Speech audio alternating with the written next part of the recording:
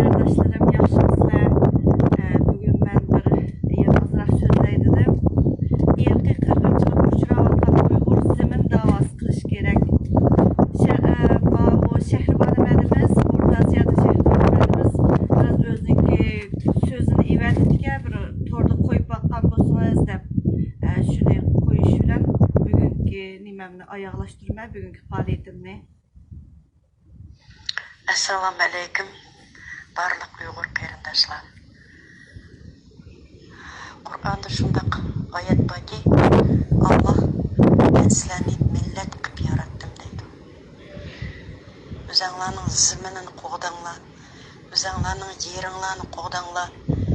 Dushman sizlarga bostirib kirgan, sizlarga tajovuz qilgan dushmanni bir g'ayrish yedinmi qo'g'lab chiqamig'icha ko'nglinglar imin topmasin, xotirjam bo'lmanglar deydi. Shuning uchun vatanni dushmandan qo'g'dashni biz farz deb bilishimiz kerak.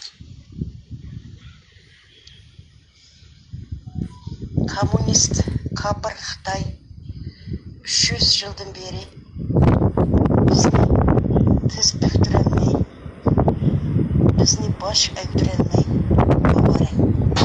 Yani Uyg'ur xalqining kuchli irodasi, vatanim, yerim, ziminim degan mushu bir maqsadni ching tutib, hargiz Xitoyga bosh egmaydiganligini tushunib yetdi. Shuning uchun Xitoy bizni yer yuzidan tamoman yo'qotmoqchi bo'lib, irqiy qirg'inchilikni davomlashtirmoqda.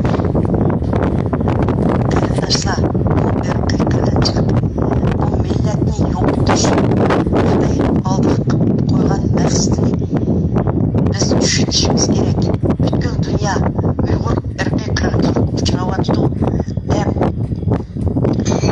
shuni e'tirof qilayotgandiki, biz Uyg'urlar o'zimizning ziminni, o'zimizning yerini, vatanimizni qo'g'dashni farz deb tushunib, hamma Uyg'ur birlikda mustaqillik degan shuarni ko'tarib, des o'rnimizdan turish kerak.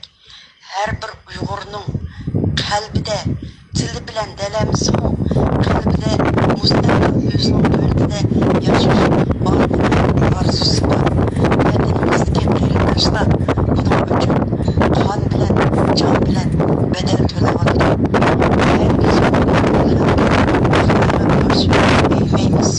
Shuning uchun barliq qarindoshlar Uyg'ur irqiy qirg'inchilikqa uchrayotdi deb